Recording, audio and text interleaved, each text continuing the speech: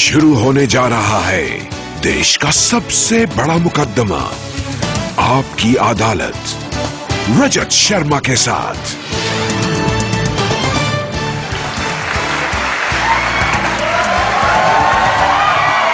नमस्कार, आपकी अदालत में आपका स्वागत है। आपकी अदालत में आज पेश करेंगे एक ऐसी शख्सियत को जो एक मंदिर के महंत हैं, साधु हैं, लोकसभा के मेंबर हैं, लेकिन अपने बयानों से, अपने कारनामों से हमेशा खबरों में बने रहते हैं। आप उनके बारे में अखबारों में पढ़ते रहते हैं, उन्हें टीवी चैनल्स पर देखते रहते हैं। आज उनसे उनके काम की, उनके बयानों की सफाई मांगेंगे। प्लीज वेलकम महंत आदित्यनाथ।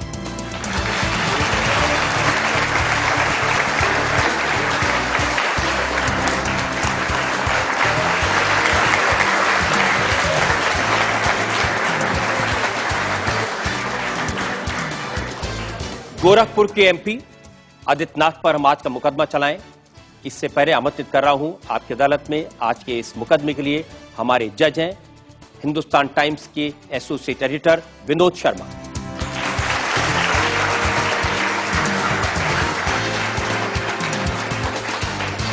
मुकदमा शुरू करने से पहले आज के जज विनोद शर्मा की इजाजत चाहेंगे आज की कार्रवाई शुरू करने के लिए। अदालत की कार्रवाई शुरू कीजिए। और इससे पहले कि इल्जामात और सवालात का सिलसिला शुरू करें, मैं सवाल पूछूं महंत आदित्यनाथ से।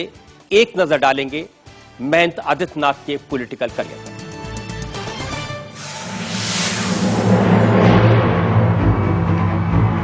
योगी आदित्यनाथ उत्तर प्रदेश में भारतीय जनता पार्टी का सबसे ज्यादा चर्चित चेहरा है। योगी आदित्यनाथ को बीजेपी ने यूपी में आने वाले बाई इलेक्शन की जिम्मेदारी सौंपी है।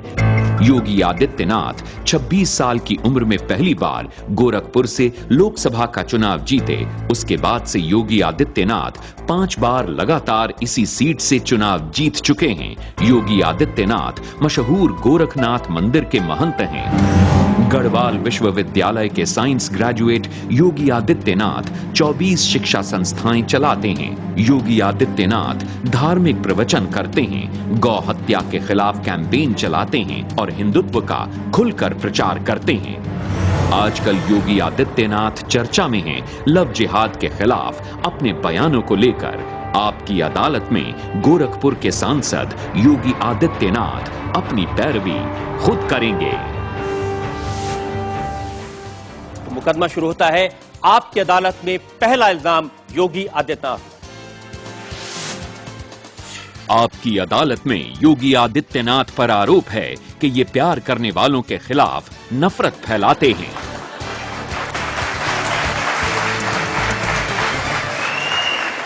योगी जी, मुझे थोड़ा सा अजीब लग रहा है कि एक योगी से, एक महंत से मैं प्यार, मोहब्बत, इश्क की बात कर रहा हूं, लेकिन कुछ मामला ही ऐसा है। योगी आदित्यनाथ प्यार मोहब्बत पर पाबंदी लगाना चाहते हैं। आपने लव जिहाद का सवाल उठाया है। हाँ, लव जिहाद के खिलाफ मैं पिछले 10 वर्षों से बोल रहा हूं। लव जिहाद ये बता दीजिए। देखिए, लव जिहाद इस देश के खिलाफ, इस देश की संस्कृति के खिलाफ एक अंतर्राष्ट्रीय साजिश है। और उस साजिश को केवल मैं नहीं बोल रहा हूं। उत्तर प्रदेश हाईकोर्ट ने 2006 में उत्तर प्रदेश की सरकार को एक निर्देश जारी किया था कि उत्तर प्रदेश के अंदर बड़ी तेजी के साथ हिंदू बालिकाओं का अपहरण क्यों हो रहा है। ये केवल उत्तर प्रदेश तक सीमित नहीं था। 2009 में केरल हाई कोर्ट ने भी इस संबंध में वहां की सरकार को एक निर्देश जारी किया कि 4 वर्ष में 5000 से हिंदू बालिकाओं का अपहरण होना, आखिर ये सब क्या है। कर्नाटक हाईकोर्ट ने इस संबंध में आदेश जारी किया था कि आखिर इसकी सीआईडी जांच क्यों नहीं करा दी जाती है कि अचानक हिंदू बालिकाएं क्यों, उनका अपहरण हो जा रहा है, कहां गायब हो जा रही हैं। केवल ये 2 लोगों का आपसी प्रेम होता तो कोई बात नहीं, करें, आपसी सहमति से हो तो ठीक, लेकिन छल छद्म के आधार पर नहीं, धोखे के आधार पर नहीं। जो रांची में हुआ, जो मेरठ में हुआ, जो हरियाणा में हुआ, अगर इस प्रकार की किसी भी दुष्प्रवृत्ति को जिहाद के नाम पर हिंदुस्तान में थोपने का प्रयास होगा तो हम उसे किसी भी स्थिति में स्वीकार नहीं करेंगे।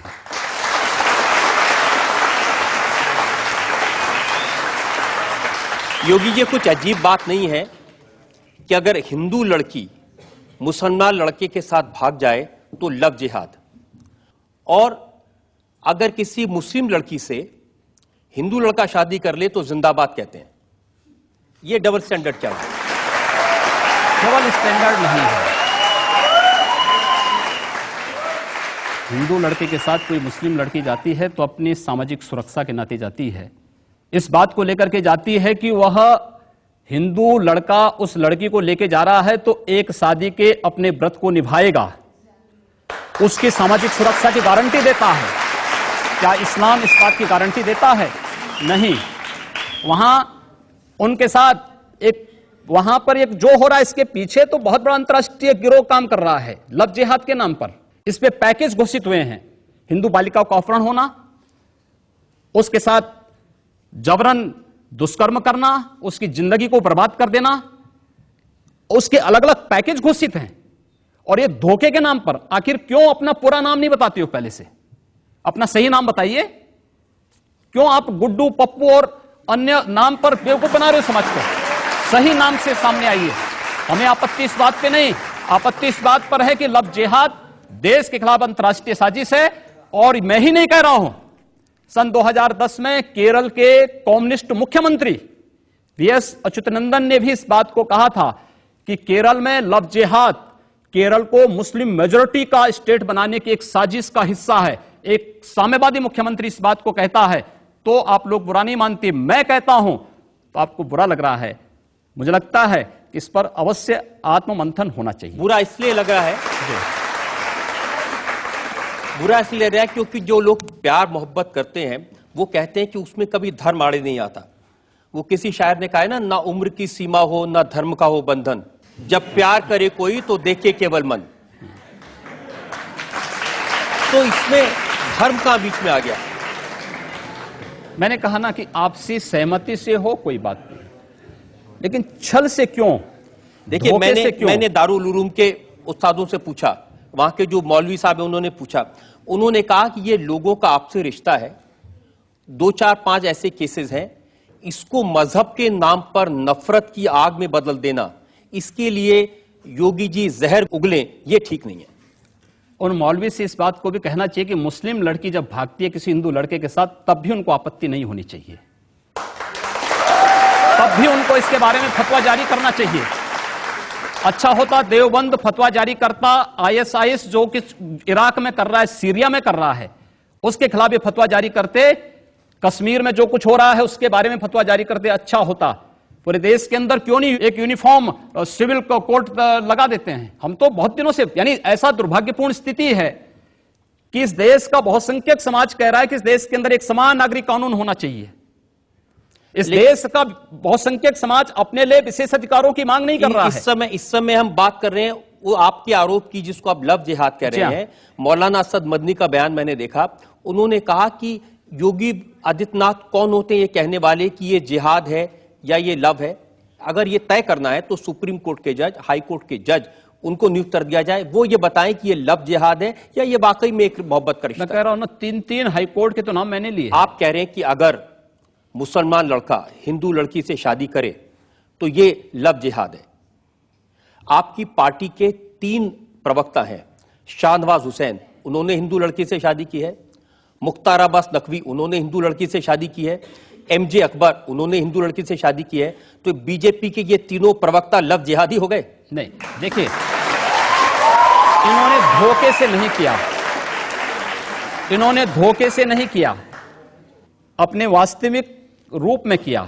दूसरा, इन तीनों नेताओं ने भारत की परंपरा पर विश्वास किया, भारत के हर उसको उन्होंने अपने परिवार को इस बात के लिए बाध्य नहीं किया कि तुम भी नमाज पढ़ो, तुम भी उन इस्लाम की बुनियादी सिद्धांतों पर विश्वास करो जिनको वे अब तक नहीं मानते थे। उनके लिए उनके साथ जबरदस्ती नहीं किया जो रांची में हुआ। एक पति अपनी पत्नी से क्या कहता है और पत्नी देखिए, ये नहीं, मंदिर जाते हैं और दीपावली भी मनाते हैं, दीपावली भी मनाते हैं, होली भी खेलते हैं।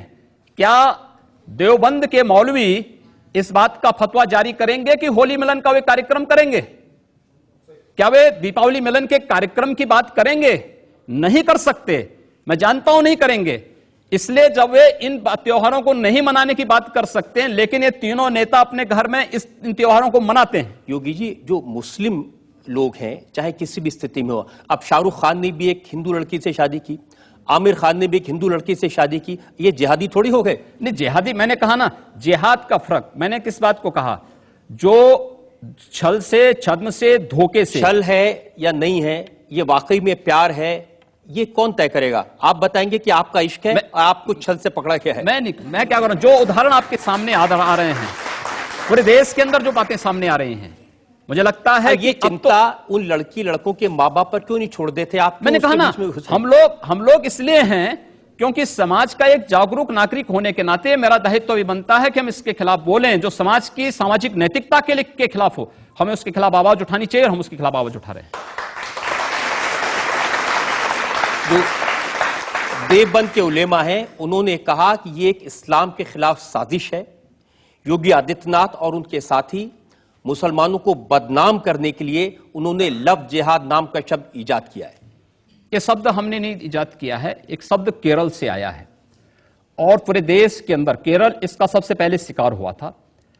केरल के बाद कर्नाटक, उत्तर प्रदेश और पश्चिमी उत्तर प्रदेश, उत्तर प्रदेश में भी पश्चिमी उत्तर प्रदेश इससे सर्वाधिक पीड़ित है, प्रताड़ित है।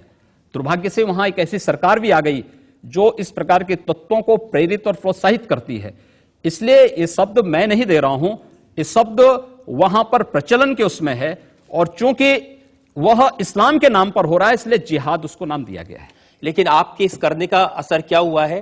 कोई भी मुस्लिम लड़का अगर हिंदू लड़की से प्यार करता है, आपकी छल कपट जबरदस्ती की बात नहीं कर रहा हूं, मोहब्बत हो जाती है असल में, तो भी लोग उसको परेशान करते हैं। रोज तो समाचार पत्रों में आ रहे हैं, रोज तो आप देख रहे हैं, रोज तो इस प्रकार की बातें आ रही हैं कि पहले नाम उसका कुछ और है, परिवर्तित नाम में कुछ और करके बाद में जब वास्तविक स्वरूप में आती है तो वो बालिका तब अपने आप को देखती है कि हमारे साथ धोखा हो चुका है। और यही हो रहा है, लव जिहाद के नाम पर यही हो रहा है। तो आप बालिकाओं को समझाइए ना। हमने कहा ना कि हम पूरे समाज को कह रहे हैं और दूसरा हम प्रशासन से भी कह रहे हैं, शासन से भी कह रहे हैं कि लव जिहाद देश के खिलाफ एक साजिश है। और केरल के मुख्यमंत्री इस बात को कहते हैं, साम्यवादी मुख्यमंत्री इस बात का साहस करता है कि लव जिहाद इस देश के अंदर सांप्रदायिक सौहार्द को बिगाड़ने और देश को एक मुस्लिम मेजॉरिटी का स्टेट बनाने की एक साजिश का हिस्सा है, इसका विरोध होना चाहिए। योगी जी, बहुत सारे नौजवान यहां पर मौजूद हैं और इनसे पूछते हैं ये लोग क्या सवाल पूछना चाहते हैं। सर, मेरा सवाल ये था कि हम कैसे फर्क पता कर सकते हैं कि कोई हिंदू लड़की मुस्लिम से प्यार करती है, वो लव जिहाद है या फिर सच्चा प्यार है?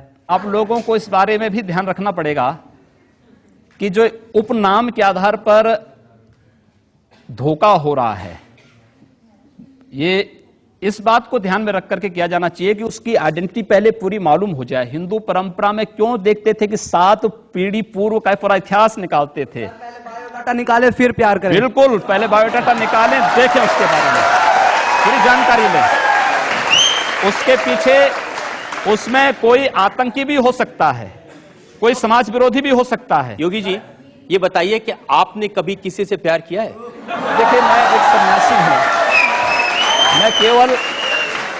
मैं केवल भारत माता से प्यार करता हूं और मुझे लगता है कि इन सब बच्चों को प्यार करता हूं। मैं इसलिए पूछ रहा हूं क्योंकि जब आपने इश्क नहीं किया, मोहब्बत नहीं की, तो आपको क्या मालूम जब कोई किसी को दिल देता है तो उसका बायोडाटा थोड़ी पहले पूछेगा। ऐसा नहीं। देखिए, सवाल यह है कि आप अपने पूरी जिंदगी के बारे में, शादी ब्याह को केवल 2 व्यक्तियों का मेल मिलाप नहीं मान सकते। यह समाज की वह आधारशिला आप खड़ा करना चाहते हैं जिस पर इस राष्ट्र का भवन तैयार होना है। आप इसको केवल एक दिन का खेल नहीं है प्यार, यह जीवन भर चलने वाली एक प्रक्रिया है और उस पर आधारित जो व्यवस्था होगी उस देश की नींव बनेगी। वो केवल 1-2 लोगों का मिलन नहीं है, उस समाज की और अंततः इस राष्ट्र की आधारशिला है। एक आधारशिला आप रखने जा रहे हैं, वो आधारशिला अगर गलत होगी तो फिर भवन भी भरभरा करके गिरेगा। आधार मजबूत होगी तो भवन भी उतना ही मजबूत होगा। उस मजबूत भवन के निर्माण के लिए, राष्ट्र के उस मजबूत आधार को स्थापित करने के लिए हम इस बहस को चला रहे हैं। ये बहस काफी लंबी है और इसका फैसला देश की जनता करेगी, आपकी बात में कितनी सच्चाई है। मुझे एक ब्रेक के लिए रुकना है। लेकिन इल्जामात की फहरिस्त बहुत लंबी है। ब्रेक के बाद आपकी अदालत में योगी आदित्यनाथ पर जनता के इल्जामात और सवालात का एक और देश के नागरिक के रूप में जिसको रहना होगा भारत के संविधान को मान करके चले, भारत की परंपरा पर विश्वास करे, भारत के महापुरुषों को सम्मान दें, सबका स्वागत होगा। लेकिन अगर भारत के अंदर रह करके ये नहीं चलेगा कि तन भारत में और मन पाकिस्तान में, ये चलेगा तो हम लोग इसको नहीं स्वीकार कर पाएंगे, कतई नहीं स्वीकार करेंगे। Welcome back. आपकी अदालत में आज हमारे मेहमान हैं योगी आदित्यनाथ। आपकी अदालत में अगला इल्जाम। आपकी अदालत में योगी आदित्यनाथ पर आरोप है कि ये भड़काने वाले भाषण देते हैं। योगी जी, प्यार मोहब्बत की बात तो ठीक है, लेकिन जब आपके भाषण सुनते हैं ऐसा लगता है कि आप सिर्फ नफरत फैला रहे हैं, जैसे सिर्फ आग लगा रहे हैं, जैसे किसी का खून पीना चाहते हैं। मैं एक सन्यासी हूं और एक सन्यासी होने के नाते सच बोलने का साहस करता हूं। जो सच है वो बोलता हूं। देश की राजनीति सच स्वीकार करने को तैयार नहीं है।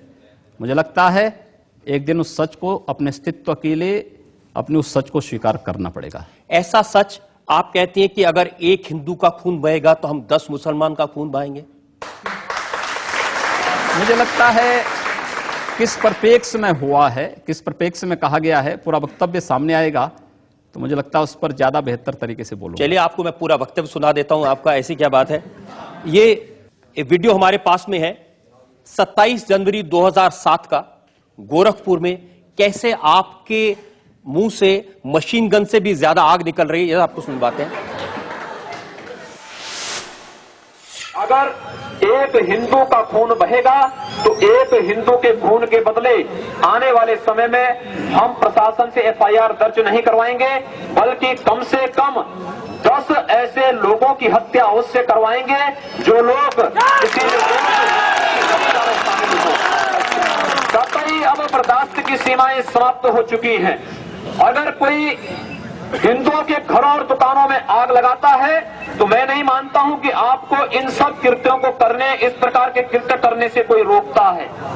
बंधुओं, ये सब सीमाएं स्वाभिमान और सम्मान की पराकाष्ठा को तोड़ती जा रही हैं और आज आप सबको इसके खिलाफ अपनी लड़ाई को लड़ने की तैयारी करनी चाहिए।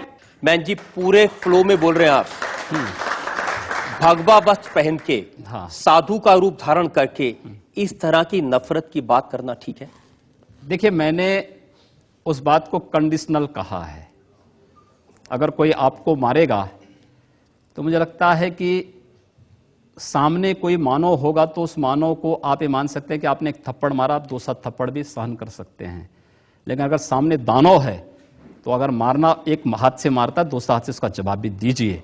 मैं एक सन्यासी हूं। अगर हमें शास्त्र का प्रशिक्षण दिया गया तो शास्त्र के साथ साथ शस्त्र का भी। अगर हमारे हाथ में एक हाथ में माला है तो दूसरे हाथ में हम भाला लेकर के भी चलते हैं, जिससे समाज को शिष्ट भी किया जा सके और दुष्टों को उनके कृत्यों की सजा भी दी जा सके। एक सन्यासी का सही कर्तव्य होता है। योगी जी, आप भारत की पार्लियामेंट के सदस्य हैं, आप उस सर्वोच्च व्यवस्था में हैं जो कानून बनाती है। आप लोगों से कह रहे हैं कि हम एफआईआर दर्ज नहीं करवाएंगे, अगर एक मारेगा तो हम 10 मारेंगे। आप गब्बर सिंह हैं कि हमने प्रशासन से इस बात को कहा। जब प्रशासन बात नहीं मानता है, जहां पर प्रशासनिक व्यवस्था पूरी तरह फेल हो चुकी है, जहां पर वो किसी चीज को सुनने को तैयार नहीं है। गोरखपुर में दर्जनों व्यापारियों की दुकानें आग लगाई जा चुकी थी। एक व्यापारी की हत्या सरेआम इसलिए कर दी जाती क्योंकि हिंदू बालिका को जबरन मुहर्रम का जुलूस उस बालिका के साथ जबरन करने का प्रयास करता और वो व्यापारी उसको बचाने के लिए आता है तो उसकी हत्या सरेआम पुलिस की जीप से खींच करके, चाकू से गोंद करके उसकी हत्या कर दी जाती है। कोई इस बात को सुनने को तैयार नहीं। आखिर हम लोग बाकी इसके अलावा हमारे पास चारा क्या है? अपने लोगों को संगठित करके इस प्रकार के अन्याय का प्रतिकार करना। मुझे लगता है जब कानून और व्यवस्था फेल हो जाती है, जंगल राज हो जाता है, तो जंगल राज का जवाब जैसे को तैसा देने की तैयारी होनी ही चाहिए। योगी जी, प्रधानमंत्री नरेंद्र मोदी कहते हैं सबका साथ सबका विकास। ऐसे विकास करेंगे लोगों के घर जला के, उनको मार के? हमने कहा हम पहल नहीं कर रहे हैं। हमने अपने तरीके से नहीं जलाया है। हम कह रहे हैं कोई हमारा जलाएगा तो ये निश्चिंत होकर के नहीं बैठे आप लोगों को भड़का रहे हैं, उनको हिंसा करने के लिए उकसा रहे हैं, ये कानूनन अपराध है। मैंने ये कहा कि अगर कोई हमारा जलाएगा तो वो सुरक्षित नहीं बैठेगा। हम फिर इस बात की प्रतीक्षा नहीं करेंगे कि प्रशासन आएगा, हमारी बात को सुनेगा और फिर वह अपने तरीके से फैसला लेगा। प्रशासन रोकें अन्याय। मैं फिर कहता हूं ना कि अन्याय किसी के साथ ना हो, लेकिन हम अन्याय सहेंगे भी नहीं। लेकिन आप ये जानते हैं कि ऐसे भाषण देना, लोगों को भड़काना, मर्डर के लिए भड़काना, कत्ल के लिए भड़काना, आग लगाने के लिए भड़काना, ये कानूनन अपराध है। ये कंडीशनल है। अगर कोई आपको मारता है, प्रशासन कार्रवाई नहीं करता है, आप हाथ पर हाथ धरे रहे मत बैठिए, उसका प्रतिकार करिए। कानून आपको इस बात की इजाजत भी देता है कि आप आत्मरक्षा के लिए कुछ भी करिए। मैं आपकी इस बात से बिल्कुल सहमत नहीं हूं, और बात आपकी सिर्फ यहां नहीं रुक जाती है, आपका अपराध और बड़ा है। आपने कहा कि अगर एक हिंदू बालिका को ले जाएंगे तो हम 100 मुस्लिम बालिकाओं को ले जाएंगे। कितनी खराब बात है। आपको लगता है कि हिंदू बालिका, उस बालिका को ले जाना उस लव जिहाद का एक हिस्सा है जो देश के खिलाफ एक साजिश है। और आज जो मैं कह रहा हूं, हिंदू शब्द को आखिर आप लोग सांप्रदायिकता के उसमें क्यों रखना चाहते हैं? वो कोई जाति नहीं, कोई मत नहीं, कोई मजहब नहीं, कोई पंथ नहीं, कोई संप्रदाय नहीं, वो तो हमारी एक राष्ट्रीय पहचान है। अगर मैं उन 100 लोगों को राष्ट्रीय पहचान के साथ जोड़ने की बात कर रहा हूं तो कौन बुरी बात है? अच्छी बात है, सबको जोड़ा जाना चाहिए। आप तो खुलेआम कन्वर्जन की बात कर रहे हैं। ये कन्वर्जन नहीं, ये प्रावर्तन है। कन्वर्जन वह है, एक हिंदू का इस्लाम या ईसाइयत में जाना कन्वर्जन है। लेकिन अगर एक ईसाई और एक मुसलमान वापस हिंदू में आता है तो उसका प्रावर्तन है, घर वापसी है। मुझे लगता है यह उसकी घर वापसी का हमें समर्थन करना चाहिए, क्योंकि उसको उसकी राष्ट्रीय पहचान मिल रही है। ये देश का कानून इसका समर्थन नहीं करता। दूसरा करे अपराध, आप करें तो देश का कानून धर्मांतरण को स्वेच्छा से मान्यता देता है, लेकिन धर्मांतरण को नहीं। यह धर्मांतरण हिंदू में वापस आना, अपनी राष्ट्रीय पहचान में पुनः वापस आना। इस देश में आज तो अजय जी, आप तो बहुत वरिष्ठ पत्रकार हैं, बहुत वरिष्ठ हैं, और मुझे लगता है कि आपके पास व्यापक अध्ययन, व्यापक अनुभव भी है। देश के अंदर जो डीएनए थ्योरी आई है, उसने इस बात को साबित किया है कि सब एक ही उससे मूल से हैं। और डीएनए थ्योरी इस बात को जब प्रमाणित करती है, तो मैं अगर उसी डीएनए थ्योरी के साथ जोड़ने की बात कर रहा हूं तो भारत की राष्ट्रीयता के साथ जोड़ने की आप मेरी कितनी भी तारीफ कर रहे हैं, मैं सवाल नहीं छोड़ूंगा। नहीं, आप सवाल करिए। और मेरा सवाल आपके उस बयान को लेकर है। आप चूंकि गोल गोल बात कर रहे हैं, मैं जनता के सामने वो बयान आपको सुनवाना चाहता हूं। एक और वीडियो हमारे पास में है, और सुनिए आपने क्या कहा। हम लोगों ने तय कर रखा है कि अगर वो एक हिंदू बालिका को ले जाएंगे तो कम से कम 100 मुस्लिम बालिकाओं को हिंदू, अगर एक हिंदू को मारेंगे तो 100 को हम भी मारेंगे। आप जनता से कहलवा रहे हैं वो एक हिंदू को मारेंगे तो 100 को हम भी। लेकिन मैं नहीं कह रहा हूं ना, पब्लिक कह रही है। इस बयान में आपने ये भी कहा कि गोरखपुर में हिंदू लड़के मुस्लिम बालिकाओं से शादी करते हैं, ये परंपरा है। हिंदू मुसलमान, नफरत, मार काट, ये क्या शोभा देता है मंदिर के महंत को, भगवा पहने साधु को? हम कहां मार काट करवा रहे हैं? हम तो शांति से रहना चाहते हैं, बहुत शांति से रहना चाहते हैं। लेकिन जो लोग शांति से रहना नहीं देना चाहते हैं, तो आखिर उसका भी तो कोई उपचार होगा। उपचार जब शासन तंत्र के साथ नहीं होता तो समाज को वह उपचार स्वयं अपने हाथों में लेना पड़ता है, और मुझे लगता है समय आ गया है जब उपचार लेना पड़ेगा। योगी जी, इस समय देश में आपकी सरकार है। जी हाँ। एक तरफ नरेंद्र मोदी लाल किले की प्राचीर से कहते हैं कि 10 साल तक दंगे फसाद को पीछे छोड़ दो, सिर्फ विकास की बात करो। इस देश के अंदर एक भी दंगा हिंदुओं की ओर से नहीं हुआ है। देश के दंगों के इतिहास को आप देखेंगे, मैं आपको बताऊं, पूरे देश के अंदर दंगे कहां होते हैं? 3 श्रेणियां उसकी हैं। 10 से 20% की आबादी, 20 से 35% की आबादी, और 35 से ऊपर की आबादी। 10 से 20 की आबादी जो है, यहां पे छुटपुट सांप्रदायिक झड़पें होती हैं, जहां पर मुस्लिम आबादी 10 से 20% के बीच में है, 20 से 35% की आबादी जहां भीषण दंगे होते हैं, और 35 से ऊपर की आबादी जहां गैर मुस्लिम के लिए कोई जगह नहीं। ये केवल भारत की बात नहीं कर रहा हूं, पूरी दुनिया की मैं बात कर रहा हूं। पूरी दुनिया के अंदर ये सच्चाई है। ये आपकी थ्योरी हो सकती है, मेरी थ्योरी नहीं, जो सच्चाई है। दूसरा, ये एक भी दंगे की उत्तर प्रदेश में 2.5 वर्ष के दौरान 430 से अधिक सांप्रदायिक हिंसक झड़पें और दंगे हुए हैं। एक भी दंगे की शुरुआत हिंदुओं की ओर से नहीं हुई। एक भी दंगा शुरू करने वाला ना हिंदू होता है ना मुसलमान होता है। कैसी बात कर रहे हैं आप? मैं सच्ची बात कर रहा हूं। आज लोग कह देंगे आईएसआईएस के साथ लड़ने वाले लोग ना हिंदू है ना मुसलमान है, फिर उनके लिए फतिया क्यों पढ़ा जा रहा है? आप कहते हैं कि आतंकवाद की कोई जाति नहीं होती, और राम जन्मभूमि पर हमला करने वाले आतंकवादी जब वहां सुरक्षा बलों के हाथों मारे जाते हैं तो उनके लिए फतिया पढ़ा जाता है।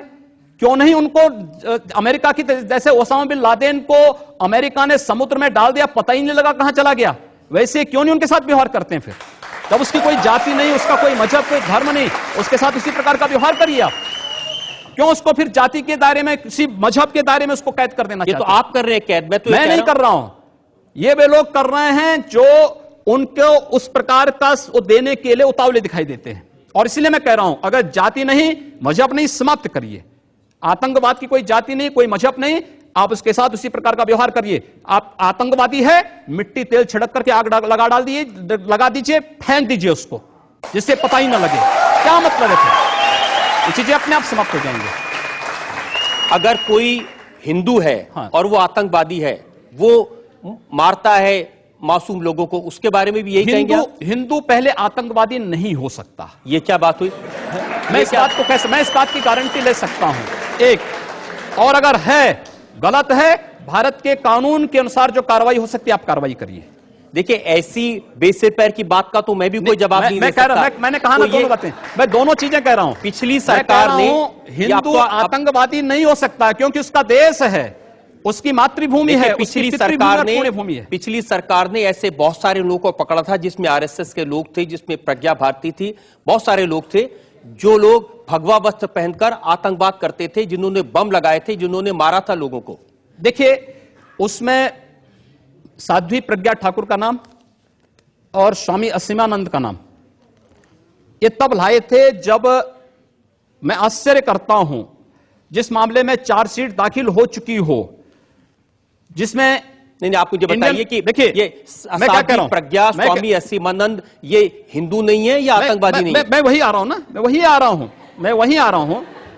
वही आ रहा हूं जिसमें इंडियन मुजाहिदीन के आतंकवादी पहले बंद थे, 3 सालों तक वे बंद रहते हैं, और अचानक सरकार परिवर्तन होती है, चार्जशीट वापस लेकर के, और फिर प्रज्ञा ठाकुर को और उसके बाद असीमानंद को उसमें जेल के अंदर बंद कर दिया जाता है। ये क्या तरीका है?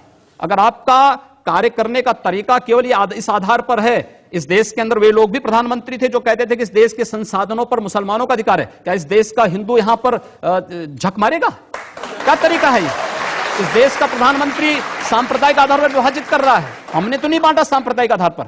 सांप्रदायिक आधार पर आप घोषणा करते हैं कि इस देश में कब्रिस्तान के लिए आप बजट का प्रावधान करते हैं। उत्तर प्रदेश में लोग बिजली के लिए मर रहे हैं, सड़कें खराब हैं, बुनियादी सुविधाओं के अभाव में, स्वास्थ्य सुविधा के अभाव में लोग मर रहे हैं, लेकिन वहां पर उनके लिए वो सुविधाएं नहीं, लेकिन कब्रिस्तान के लिए 300 करोड़ रुपए हर साल आवंटित हो जाएंगे। क्या तरीका है? तो अब हम लोग नहीं आवंटित। अच्छा, आप बताइए क्या तरीका है? आपकी सरकार है, अब आप सिर्फ हिंदुओं की भलाई करेंगे? नहीं, सारी सिर्फ हिंदुओं। मैं कह रहा हूं, हम जाति, मजहब या धर्म के आधार पर भेदभाव किसी का नहीं करेंगे, लेकिन तुष्टीकरण भी किसी का नहीं करेंगे। तुष्टीकरण भी किसी का नहीं करेंगे।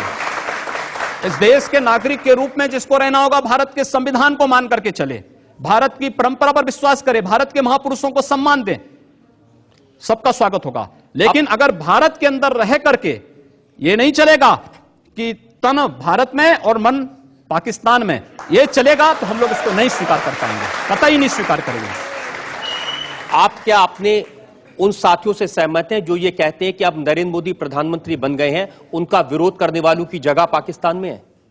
देखिए, मोदी जी के नेतृत्व में देश आगे बढ़ रहा है, एक विश्वास जगा है, 10 वर्ष के बाद देश की जनता को विश्वास हुआ है कि यहां देश के अंदर कोई प्रधानमंत्री है। 10 वर्ष के अंदर देश के अंदर 10 वर्ष के बाद एक पहली बार एक आभास हो रहा है, देश में आंतरिक सुरक्षा सुदृढ़ हुई है, देश विकास के पथ पर अग्रसर हो रहा है।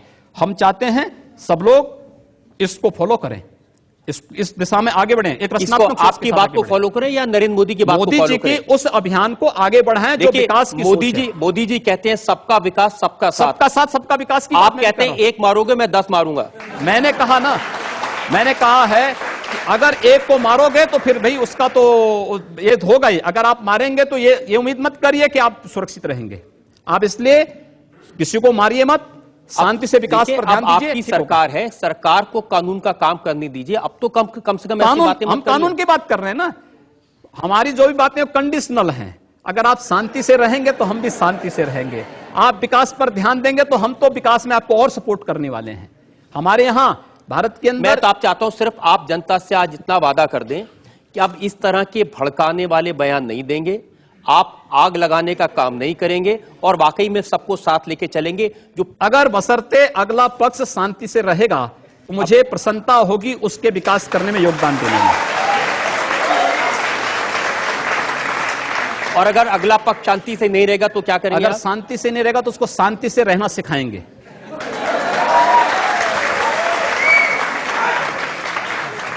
बंदूक के दम पर, मार के दम पर, जो जिस भाषा को समझेगा उस भाषा से समझाएंगे। और अगर दूसरे लोगों ने भी इसी तरह की भाषा का इस्तेमाल किया तब क्या करेंगे आप? मैंने कहा ना, जो जिस भाषा को समझेगा उस भाषा में जवाब देंगे। आपको भी तो कोई जवाब दे सकता है। दे रहे हैं, जवाब दे रहे हैं, हम उसका जवाब देते हैं। जो जैसा जवाब देता है उसको उसी जवाब मिलता है। मैं उम्मीद करूं कि जैसा आप जवाब दे रहे हैं ऐसा आपको भी कोई जवाब देने वाला मिलेगा। जवाब देने वाले जवाब दे रहे हैं, हम उसका प्रत्युत्तर उसी रूप में दे भी रहे हैं। चलिए मैं एक और ब्रेक के रुकता हूं और इल्जामात और सवालात का एक और दौर योगी आदित्यनाथ पर जनता का मुकदमा। ब्रेक के बाद। हुमायूं से इस देश का संबंध क्या? इस देश का संबंध हनुमान जी से है, हुमायूं से नहीं। इस देश का संबंध अली से नहीं, आर्य से है, इसलिए आर्यनगर उसका नाम रखा गया है। आपकी अदालत में आज हम मुकदमा चला रहे हैं योगी आदित्यनाथ पर। आपकी अदालत में अगला एजाज। आपकी अदालत में योगी आदित्यनाथ पर आरोप है कि ये सन्यासी कम, राजनेता ज्यादा हैं। अब योगी जी, आप गोरखनाथ मंदिर के महत्व हैं, बहुत प्रतिष्ठा है गोरखनाथ की, और वहां से जो आपको ताकत मिलती है उसका इस्तेमाल करके आप लोकसभा में चुनाव जीतते हैं। कई साल से जीते जा रहे हैं आप लगातार। इस देश के अंदर बहुत सारे सन्यासी होंगे, बहुत सारे लोग राजनीति में आए होंगे और कुछ समय के बाद फिर वापस चले गए होंगे। अगर हम लोग हैं तो जनता के लिए कुछ करके, जनता के बीच में संवाद स्थापित करके राजनीति में भी अपनी उपस्थिति दर्ज किए होंगे। आप अकेले ऐसे हैं जो 5 बार लगातार चुनाव जीत चुके हैं, दूसरा कोई साधु इतने चुनाव नहीं जीत पाया। मेरे गुरुजी भी 4 बार गोरखपुर से सांसद रहे हैं। इसके अलावा एक सन्यासी का मतलब किसी गुफा में बैठ करके मंत्र जप करने से मात्र नहीं है। मुझे लगता है, मैं उत्तर प्रदेश में हूं तो उत्तर प्रदेश की समाजवादी पार्टी सरकार के जो आदर्श हैं डॉक्टर लोहिया, यद्यपि डॉक्टर लोहिया के उस पर ये लोग एक भी कदम नहीं चलते हैं। अगर चले होते तो उत्तर प्रदेश के अंदर ये जंगल राज और अराजकता नहीं होती। डॉक्टर लोहिया ने एक बात कही थी, बहुत अच्छी बात उन्होंने कही थी कि राजनीति एक अल्पकालिक धर्म है और धर्म एक दीर्घकालीन राजनीति, और मैं उन्हीं बातों का अनुसरण कर रहा हूं। देखिए, जब मैं इतिहास देख रहा था नाथ संप्रदाय का जी, जिसको आप चलाते हैं, 1921 में इसमें मुसलमान योगी थे जिनकी संख्या 31,158 थी। अभी भी हैं।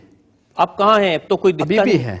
अभी मैं कह रहा हूं, मैं इसीलिए तो बोल रहा हूं कि एक के बदले 100 बनाएंगे। तो वही मेरा इस अभियान का हिस्सा है कि मुस्लिम भी हमारे यहाँ संप्रदाय, आज भी बहुत सारे हमारे यहाँ सन्यासी हैं, वो मुस्लिम भी आ सकते हैं। अगर कोई आना चाहेगा तो मैं उसको दीक्षित करूंगा। हमारे यहाँ आपकी बातें सुन के कौन आएगा? नहीं, आपको आते हैं, मैं कहता हूं आते हैं, बहुत सारे लोग हैं। जो आते हैं हम उनको दीक्षित करते हैं और उनको इस परंपरा के साथ आगे बढ़ाते हैं। परंपरा क्या है आपकी, उसके भी उदाहरण बताता हूं। मुझे पता चला कि गोरखपुर में जो मियां बाजार है उसका नाम आप बदल के माया बाजार कर रहे माया हैं। बाजार है, उसका नाम माया बाजार ही है। मियां बाजार बाद में हुआ है, पहले माया बाजार ही था। अलीनगर का नाम आर्यनगर है जी, और उर्दू हुमायूं बाजार का नाम नहीं, उर्दू बाजार का नाम हिंदी बाजार है। हुमायूंपुर का नाम हनुमानपुर है। ये सब नाम बदल दिए गए हैं। आखिर हुमायूं से इस देश का संबंध क्या? इस देश का संबंध हनुमान जी से है, हुमायूं से नहीं। इस देश का संबंध अली से नहीं, आर्य से है, इसलिए आर्यनगर उसका नाम रखा गया है। लोग स्वीकार कर रहे हैं, सबने लगाया। ये अच्छी बात है कि जिस संप्रदाय में बड़ी भारी संख्या में मुसलमान होते थे उनको आपने साफ कर दिया। हमने साफ नहीं किया है, मैं आज भी उनके लिए द्वार खोला हूं। अगर मैं कहता हूं कि एक के बदले 100 को मैं स्वीकार करने को तैयार हूं, आप एक को लेके जाइए, आप बदले में 100 आ एक के जाइए। बदले 100 को स्वीकार की बात नहीं मैं करते, कह रहा एक हूं, के बदले 100 को मारने की बात नहीं कर रहा हूं। मैं अपनाने की तैयारी कर रहा हूं। देखिए, आप बाजारों के नाम बदल दें, उर्दू बाजार का नाम बदल दें, आप मियां बाजार का नाम बदल दें, आप हुमायूं का नाम बदल दें और फिर कहें कि मुसलमानों का स्वागत है। हम कह रहे हैं उनकी सुरक्षा की। गोरखपुर में हिंदू सुरक्षित है तो मुसलमान भी आज सुरक्षित है। नहीं तो वहां के माफिया, वहां के गुंडे सबसे गुंडा टैक्स लेते थे, आज कोई नहीं ले सकता। आज अगर हिंदू सुरक्षित है तो मुसलमान भी सुरक्षित है। वहां का मुसलमान इस बात को जानता है और इसलिए वह आज मुझे समर्थन करने के लिए मजबूर है। अच्छा, समर्थन मजबूरी में देते हैं, नहीं, डर के? क्योंकि डर के नहीं, हाँ। डर के नहीं, उसे मालूम है कि हमारी सुरक्षा केवल इनके साथ है। इसका दूसरा मतलब यह भी हो सकता है कि अगर हम इनके साथ नहीं हो तो हम सुरक्षित नहीं नहीं, ऐसा नहीं है। उसको जो अपने लिए और अपने आने वाली पीढ़ी के लिए अच्छा लगता है वो फैसला करता है। आप जितनी बातें कह रहे हैं ना, ये साधु की प्रवृत्ति के बिल्कुल खिलाफ है। ऐसा नहीं, मैंने कौन सी ऐसी बात कही कि जो वहां मैंने पर कहा। तो लोग मुझे बताते हैं कि सिर्फ धर्म नहीं, जाति में भी जो ठाकुर होगा, हाँ। राजपूत होगा, उसकी बात योगी आदित्यनाथ आंख बंद करके मान लेते हैं। अच्छा, मेरा एक भी प्रतिनिधि, मेरा सारे प्रतिनिधि ब्राह्मण हैं और हर जाति, मेरे पास हरिजन भी जुटे हुए हैं, मेरे साथ हर जाति के लोग जुटे हुए हैं, मेरे साथ यादव जुटे हुए हैं, मेरे साथ हर जाति के लोग जुटे हुए हैं। मैं जातीय नहीं, मैं हिंदुइज्म की बात करता हूं, हिंदुत्व की बात करता हूं। आप हिंदुत्व की बात इस लेवल तक करते हैं कि 2005 में एटा जिले में 1800 ईसाइयों को आपने कन्वर्ट कराया। हाँ, मैंने हिंदू बनाया है, परावर्तन है वो मैंने नहीं कराया। मैंने गोरखपुर में भी ऐसे तमाम ऐसे मामले हैं। और तो और मदन मोहन मालवीय इंजीनियरिंग कॉलेज जो आज एक विश्वविद्यालय, प्रौद्योगिकी विश्वविद्यालय हो चुका है, वहां के एक प्रोफेसर ने भी इस्लाम से हिंदू बनाया हो मेरे पास, और मैंने उनको तब बनाया। एक प्रोफेसर जो 55 साल का हो, मैंने उससे कहा, वो मेरे पास आया कि मैं हिंदू दर्शन को जाना हूं, मैं हिंदू बनना चाहता हूं। मैंने कहा नहीं, आप ले जाइए, पहले गीता पढ़िए। 15 दिन के बाद पुनः आया, उसने कहा मैं देख चुका हूं, मैं बनना चाहता हूं। मैंने कहा नहीं, आप जाइए, पहले 1-2 ग्रंथ और सत्यार्थ प्रकाश भी पढ़िए। आप आर्य समाज का भी ग्रंथ मैंने दिया, गए। उसके बाद पुनः वो आए, मैंने कहा जाइए अपने परिवार वालों से बात करिए। उन्होंने कहा मेरी मां तैयार है, तो मैंने कहा अपनी पत्नी से भी पूछिए। उन्होंने कहा नहीं, मैं बनना चाहता हूं। मैंने उनको बनाया। कोई स्वेच्छा से बनना चाहता, मैं बिल्कुल स्वागत योगी जी, करूंगा। मैं आपकी किसी भी बात से सहमत नहीं हूं, लेकिन अच्छी बात यह कि आप साफ साफ बोल रहे हैं और बेबाकी से बोल रहे हैं। ये बात आपकी कम से कम ठीक है कि आप टाल नहीं रहे किसी सवाल। टालूंगा क्यों? जो सच है, मैं एक सन्यासी के नाते मैं जो सच होगा मैं वही बोलूंगा। तो आपके सच को लेकर और भी मेरे पास इल्जाम है। एक ब्रेक के रुकेंगे और ब्रेक के बाद योगी आदित्यनाथ पर इल्जाम और सवाल का एक और। गांधी जी कहते हैं कोई एक थप्पड़ मारे तो दूसरा गाल आगे कर दो। मैंने कहा मानो होगा तो मानेंगे, दानो होगा तो नहीं मानेंगे। मेरी तो राय यह है कि मुंह तोड़ जवाब देने के बजाय सबको प्यार से समझाने की कोशिश करनी चाहिए, ये हमारी संस्कृति है। लेकिन अगर नहीं मानेंगे तो फिर अगला स्टेप तो कुछ होगा प्यार के बाद का। आपकी अदालत में आज हमारे मेहमान हैं गोरखपुर से भारतीय जनता पार्टी के नेता, लोकसभा के एमपी योगी आदित्यनाथ। आपकी अदालत में अगला। आपकी अदालत में योगी आदित्यनाथ पर आरोप है कि ये लोगों में दहशत फैलाते हैं। अब देखिए, वैसे तो आप योगी हैं, आपका तो चेहरा देखते लोगों को शांत हो जाना चाहिए। अब एक तस्वीर मुझे मिली ढूंढते ढूंढते, आप बाघ को, टाइगर को दूध पिला रहे हैं। टाइगर जैसा साहस जिसमें होगा वही टाइगर को दूध पिला सकता है। तो क्या इंप्रेशन देना चाहते हैं, क्योंकि आपके लोग नारा लगाते हैं उत्तर प्रदेश में रहना है तो योगी योगी कहना है। तो योगी बनाना तो अच्छी बात है, भगवान कृष्ण ने भी यही तो संदेश दिया था। एक निष्काम कर्म योग की प्रेरणा देने की बात कर रहा हूं मैं, और अगर उसका अनुसरण लोग करते हैं तो अच्छी बात होगी। इसका भी अनुसरण करें। आपके खिलाफ बहुत सारे क्रिमिनल केसेस हैं। हाँ, मेरे खिलाफ 2 केसेस हैं। मर्डर का केस है, अटेम्प्ट टू मर्डर का केस है। देखिए, मेरे पास उस पे फाइनल रिपोर्ट, जो जांच एजेंसी थी उसने पहले उसमें फाइनल रिपोर्ट लगा चुकी है। दूसरा केस मेरे खिलाफ दंगा भड़काने का होगा, वो तब जब मैं जेल में था, तब मेरे खिलाफ जब मुझे 107-16 जिसकी आप बात कर रहे थे, जिस भाषण का आप उल्लेख कर रहे थे, उसी मामले में जब मैं हिंदू लड़के के हत्या के बाद मुझे जेल में बंद किया गया था और 107-16 के उस इलीगल डिटेंशन के मामले को कोर्ट ने खारिज कर दिया था, तो मेरे खिलाफ एक मुकदमा दर्ज उत्तर प्रदेश सरकार ने फिर किया था। आप कह रहे हैं मुकदमे झूठे हैं? नहीं, ये झूठा नहीं, उसका मामला कोर्ट में चलेगा, कोर्ट उसका फैसला करेगा। आपने कोई अपराध किया कि नहीं किया? नहीं, मैंने कोई अपराध नहीं किया आपने है। कोई मर्डर किया कि नहीं किया? नहीं, कोई मर्डर। आप मुझे आपको लगता है कि मैं मर्डर करूंगा?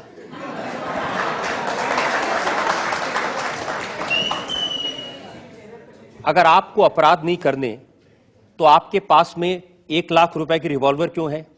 80,000 रुपए की राइफल क्यों है? मेरे पास है ना। मैंने क्या कहा? दहशत फैलाने के लिए। एक सन्यासी होने के नाते हमारे पास दोनों की, सन्यास की हमारी जो प्रशिक्षण होता है वो दोनों का होता है। शास्त्र का होता है तो शस्त्र का भी होता है। एक माला जपने का होता है तो भाला चलाने का भी होता है। दोनों को एक साथ लेकर के हम लोग चलते हैं, और वह सुरक्षा के नाते, इसलिए हमारे पास है और वो रहेगा भी। तो हमारे जैसे लोगों को आपसे सवाल पूछने से डरना चाहिए? नहीं, कोई कब रिवॉल्वर निकल जाए? कोई डर नहीं। मैं कभी उसका इस्तेमाल नहीं करता हूं, और मुझे लगता है कि उससे भयभीत होने की आवश्यकता नहीं। मैंने सुना कि आपने एक पूरी छोटी मोटी फौज बना रखी है छोटे मोटे अपराधियों को लेकर के, हिंदू युवा वाहिनी, और हिंदू युवा वाहिनी के लोग जहां निकल जाते हैं आतंक फैला देते हैं। एक सिंगल भी व्यक्ति, कोई एक सामान्य सी घटना भी नहीं बता सकता। हिंदू वाहिनी में एक भी अपराधी नहीं, लेकिन अपराधियों को ठीक करने का कार्य हिंदू वाहिनी करती है। समाज विरोधी, राष्ट्र विरोधी तत्वों को ठीक करने का काम उस संगठन करता है। एक सांस्कृतिक संगठन है, समाज के बीच में काम कर रहा है, दलितों के बीच, आदिवासियों के बीच, पिछड़ी जाति के लोगों के बीच और कुष्ठ रोगियों के बीच में वो संगठन काम करता है। मैंने तो योगी जी ये सुना है कि सिर्फ पब्लिक नहीं डरती उनसे, भारतीय जनता पार्टी के नेता भी डरते हैं। ऐसा नहीं है।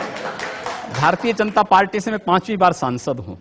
मुझे लगता है कि एक ही पार्टी से लगातार सांसद होना, और वह भी एक विचारधारा, एक पार्टी, मुझे लगता है बीजेपी से हूं। बीजेपी मेरा राजनीतिक प्लेटफॉर्म है, हम उसका इस्तेमाल हमेशा कर रहे हैं, उसके साथ हैं, उसके साथ हर अभियान के साथ जुड़े हैं। लेकिन बीजेपी के लोग भी आपकी युवा वाहिनी से डरते हैं?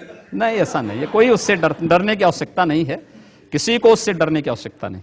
और इतना डरते हैं कि आप कह रहे हैं उनके खिलाफ कोई केस नहीं है? केस दर्ज कौन करवाएगा? किसकी हिम्मत है? ऐसा नहीं है। आपको लगता है जो लोग पूरे प्रदेश के अंदर हिंदुओं के खिलाफ तमाम झूठे मुकदमे बना रहे हैं, वो हिंदू वाहिनी के कार्यकर्ताओं को क्यों छोड़ेंगे? सबके खिलाफ करेंगे। अगर कोई गलत कर रहा है उसके खिलाफ इसलिए कि उनके नेता योगी आदित्यनाथ। ऐसा नहीं, मैं किसी गलत व्यक्ति का बचाव नहीं करता। गलत व्यक्ति बचाव नहीं करते आप? नहीं, कतई नहीं करता हूं। चलिए मैं उसका सबूत भी आपको दे देता हूं। बिल्कुल। ये 12 नवंबर 2008 का मेरे पास आपका बयान है। मुंबई का जो एटीएस है, जो आतंकवाद के केसेस की जांच कर रहा था, उसको आपने धमकी दी। आपने कहा हिम्मत है तो गोरखपुर के विधायक को अरेस्ट करके दिखाओ। मैंने तो आप कह रहे थे एटीएस मुंबई, उसके द्वारा झूठे बयान दिए जा रहे थे कांग्रेस और यूपीए सरकार के दबाव में। उनके द्वारा झूठे बयान प्रसारित किए जा रहे थे। पहले उन्होंने गोरखपुर के एमएलए का, पहले एमपी का नाम लिया, फिर एमएलए का नाम लिया। मुझसे टेलीफोन से बातचीत की गई। मैंने कहा अगर तुम्हारे पास कोई साक्ष्य है तो लेकर के आइए, आपका स्वागत होगा। लेकिन अगर राजनीतिक दबाव में एटीएस अपनी भूमिका से इतर राजनीतिक पूर्वाग्रह के तहत कार्य करेगा तो फिर दूसरे तरीके से भी स्वागत करेंगे। तो इसका मतलब यह हुआ कि आप न किसी कानून को मानते हैं, न किसी एटीएस को मानते हैं, न किसी इंक्वायरी एजेंसी को मानते हैं, न पुलिस को मानते हैं। मेरा भारत के संविधान पर अटूट विश्वास है। मुझे लगता है आपका सिर्फ अपने ऊपर विश्वास है, भारत के कानून पर विश्वास है, और निष्पक्ष एजेंसियों पर मेरा पूरा विश्वास है, लेकिन राजनीतिक पूर्वाग्रह के तहत अगर कोई कार्य करेगा, जबरन किसी निर्दोष को फंसाने का प्रयास करेगा, तो मुझे लगता है कि तब हम लोगों को फिर उसका प्रतिकार करना होगा और अन्याय के खिलाफ बोला जाना चाहिए। हर एक व्यक्ति को बोला जाना अन्याय के खिलाफ बोलना तो ठीक है, आप बोल रहे हैं यहां भी, जी बोल रहा हूं बिल्कुल, लेकिन लोगों को भड़काना, लोगों को ये उसका मारकाट, हिस्सा है। पब्लिक अगर अन्याय के खिलाफ नहीं बोलेगी तो मार दी जाएगी, जिस प्रकार की स्थितियां हैं। जहां पर कानून की व्यवस्था पूरी तरह ध्वस्त हो चुकी हो, वहां पर आप कैसे उम्मीद कर सकते हैं कि उनकी बात कोई सुनवाई करेगा? लेकिन ये तो सही है कि गोरखपुर में आपकी दहशत है, कोई आपके खिलाफ कोई बोल नहीं सकता। दहशत नहीं है। मैं वहां एक मैंने सुना आपने बांस फोड़ हिंदू मंच बनाया है। नहीं, हम लोग देखिए, हर जाति के लोगों को हम लोगों ने वहां संरक्षण दिया है। आप ईस्टर्न यूपी में लगभग 56 गांव है, बनटांगिया गांव, वन्य ग्राम है। आजादी के 67 वर्षों के बाद भी उन लोगों को मत देने का अधिकार नहीं हो पाया है, बुनियादी सुविधाओं से वंचित हैं। उनके बीच में हम लोग काम कर रहे हैं। उनका हम लोगों ने इन विपरीत परिस्थितियों के बाद भी धर्मांतरण नहीं होने दिया है। हम वहां पर भारत नेपाल बॉर्डर पर थारू जनजाति के बीच में हम लोग कार्य कर रहे हैं। हम लोग पूरे नेपाल बॉर्डर पर आईएसआई और माओवादियों की गतिविधियों को हम लोग रोक रहे हैं। अगर ये सब करना पाप है तो पाप बार बार होंगे और बराबर करेंगे, हम निश्चित रोकेंगे। हम लोगों से पूछते हैं जो आपसे सवाल पूछना चाहते हैं, या पूछिए। सर, जहाँ पे आपके ऊपर चार्जेस की बात आती है, आप कहते हैं आपको भारत के संविधान पे पूरा विश्वास है, फिर वहीं पे आप कंडीशनल हिंसा की बात करते हैं। तो अगर भारत का हर युवक उससे प्रेरित हो जाए, ये सोचने लगे अपनी बुद्धि के हिसाब से कि सारा लीगल सिस्टम बेकार है, तो ऐसे तो फिर सारा संविधान का क्या होने का फायदा है? देखिए, लोकतांत्रिक आंदोलन करना और लोकतांत्रिक तरीके से अपनी बात और उसका उस प्रकार का प्रदर्शन करना इस देश के प्रत्येक नागरिक का अधिकार है, और उसको करने का मुझे लगता है कि उत्तर प्रदेश जैसे राज्य में आप क्या ये उम्मीद करते हैं कि वहां का शासन या वहां का कोई प्रशासन किसी गरीब, किसी कमजोर या किसी पीड़ित व्यक्ति की आवाज को सुन रहा है? वहां पर अगर लोग आंदोलन नहीं करेंगे, जनता के बीच में सड़कों पर नहीं उतरेंगे, तो क्या करेंगे उसके बाद? हिंसा की बात हो रही है ना। हिंसा की बात तब जब अगला व्यक्ति हिंसा कर रहा हो और कानून चुपचाप बैठ करके तमाशा देख रहा हो, तो अगले व्यक्ति को उसका पहले अपनी सुरक्षा करनी चाहिए, तब उसके बाद फिर कानून को देखना चाहिए। योगी जी, डिसाइड कौन करेगा? महात्मा गांधी के देश में हिंसा की बात करना, गांधी जी ने सिखाया था ना, अनशन करो, प्रदर्शन करो, धरना दो, हाथ मत उठाओ। गांधी जी की बात उन मानवीय संवेदनाओं और संवेगों के लिए है जिनके अंदर सचमुच मानवीय गुण हो, मानो अगला पक्ष हो, उसके सामने किया जा सकता है। जहां पूरी दानवीय दुष्प्रवृत्ति भरी हुई हो, उसके खिलाफ लड़ने के लिए तो आखिर व्यक्ति को कुछ तो, उनको ध्यान आकर्षित करने के लिए, उनकी कुंभकर्णी निद्रा को ठीक करने के लिए कुछ तो करना पड़ेगा। वही होता है। आप इसको नहीं मानते? गांधी जी कहते हैं कोई एक थप्पड़ मारे तो दूसरा गाल आगे कर दो। मैंने कहा मानो होगा तो मानेंगे, दानो होगा तो नहीं मानेंगे। यहां सेकंड रो में मैं आपसे ये पूछना चाहती हूँ कि आप समझते हैं कि हर इंसान को सबसे पहले अपनी रक्षा करनी चाहिए और उसके लिए अगर वो कानून को अपने हाथ में ले ले तो वो सही है? देखिए, ये देश, काल और परिस्थिति पर निर्भर करता है। वहां की परिस्थिति कैसी है, वहां का देश और वहां का काल कैसा है, इस पर निर्भर करेगा। मुझे लगता है जब उत्तर प्रदेश जैसी स्थितियां पैदा हो जाएंगी तो लोगों को वहां पर कुछ तो करना चाहिए। हाथ पे हाथ धरा रहने से अच्छा है, या प्रताड़ित होना, अपमानित होना, बार बार कटना और इस तरीके से जो चीजें हो रही हैं, इस प्रकार की घटनाओं को होने से अच्छा है कि जोरदार प्रतिकार करने के लिए तैयार करें। क्योंकि ये शरीर आपका तभी तक है जब तक इस शरीर में प्रतिरोधक क्षमता है। जिस दिन प्रतिरोधक क्षमता समाप्त हो जाएगी, शरीर रुग्ण हो जाएगा और फिर असमय समाप्त भी हो जाएगा। इसलिए असमय समाप्त होने से बचना है तो उस प्रतिरोधक क्षमता को अपने अंदर बनाने की तैयारी करें। योगी जी, आप तो यूपी की सरकार को धमकी दे रहे हैं। यूपी की सरकार को धमकी नहीं दे रहा हूं मैं उनको सलाह दे रहा हूं, और सलाह भी तो अच्छे लोगों को दी जाती है। वहां सलाह दें तो किसको दें? 5-5 लोग मुख्यमंत्री बने बैठे हैं, किसको दें? एक व्यक्ति होता तो एक व्यक्ति को कोई सलाह दे वहां पे। वो तो कहते हैं कि आप उत्तर प्रदेश में जिस तरह के बयानबाजी कर रहे हैं उससे सांप्रदायिक हिंसा भड़क रही है, उसकी वजह से मुजफ्फरनगर में दंगे हुए, उसकी वजह से सहारनपुर में दंगे हुए। मैं रहता गोरखपुर में हूं, मुजफ्फरनगर दूसरे कोने में पड़ता है। मैं एक और बात बताऊं, गोरखपुर और पूर्वी उत्तर प्रदेश में एक भी दंगे नहीं हुए, एक भी दंगा नहीं हुआ, और वहां पर कोई मुसलमान यह भी नहीं कह सकता कि उनका उत्पीड़न हो रहा है। अगर वहां हिंदू सुरक्षित है तो मुसलमान भी सुरक्षित है, लेकिन पश्चिमी उत्तर प्रदेश में अगर हिंदू सुरक्षित नहीं तो मुसलमान भी सुरक्षित नहीं है, क्योंकि ताली एक हाथ से नहीं बजेगी।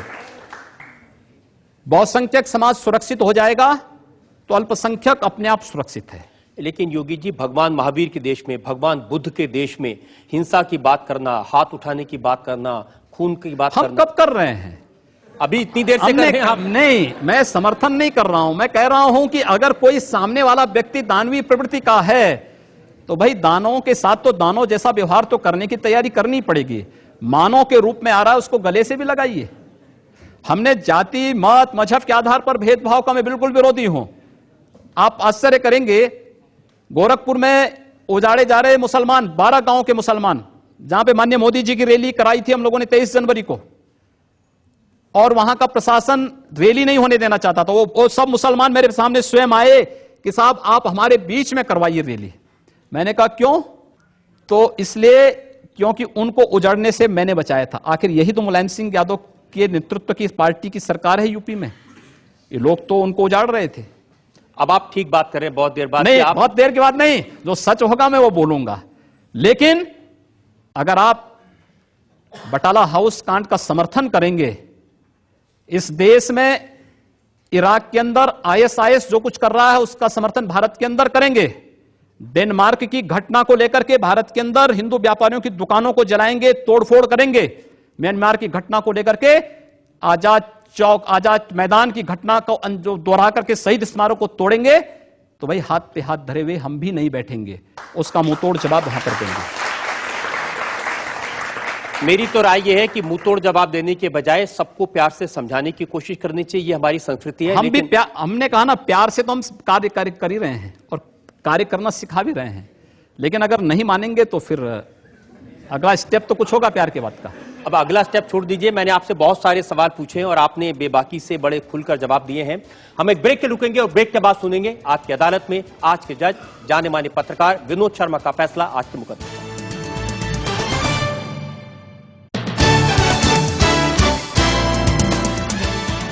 Welcome back. आपकी अदालत में आज हमने मुकदमा चलाया गोरखपुर के महंत, गोरखपुर के सांसद योगी आदित्यनाथ पर। योगी आदित्यनाथ से हमने हर तरह के सवाल पूछे, लव जिहाद के बारे में पूछा, उनके ऊपर चल रहे क्रिमिनल केसेस के बारे में पूछा, उनके भड़काने वाले भाषणों के बारे में सफाई मांगी। अब वक्त है आपकी अदालत में आज के जज विनोद शर्मा के फैसले का। जब मैं महंत जी को सुन रहा था तो मुझे ये लग रहा था कि यहां क्यों आए हैं, ये तो खुद चलती फिरती अदालत है। ये अपने मन की करते हैं, ये मेंबर पार्लियामेंट है जहां पर कानून बनता है, लेकिन इनके अपने कानून हैं जो इनके इलाके में लागू होते हैं और कोशिश इनकी ये है कि और इलाकों में भी अब लागू हों। महंत जी आप सन्यासी हैं और आप देखने में और बुरा से बुरा और पहने से पहने सवाल के बाद भी आप मुस्कुराते थे। इससे मुझे लगता है कि आपकी शख्सियत जो है वो बहुत सुंदर है। आपकी राजनीति ने गलत करवट ले ली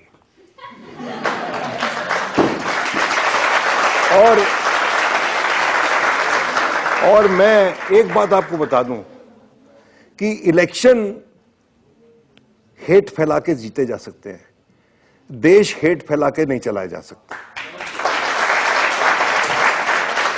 और जो माननीय प्रधानमंत्री आज के दिन सोच रहे हैं कि इस देश का विकास होगा, मान जी पार्लियामेंट के भीतर इस सरकार के पास एक स्थायी मजबूती है, एक मजबूत सरकार रही है, लेकिन जब तक हमारा समाज मजबूत नहीं होगा कहीं विकास नहीं होगा।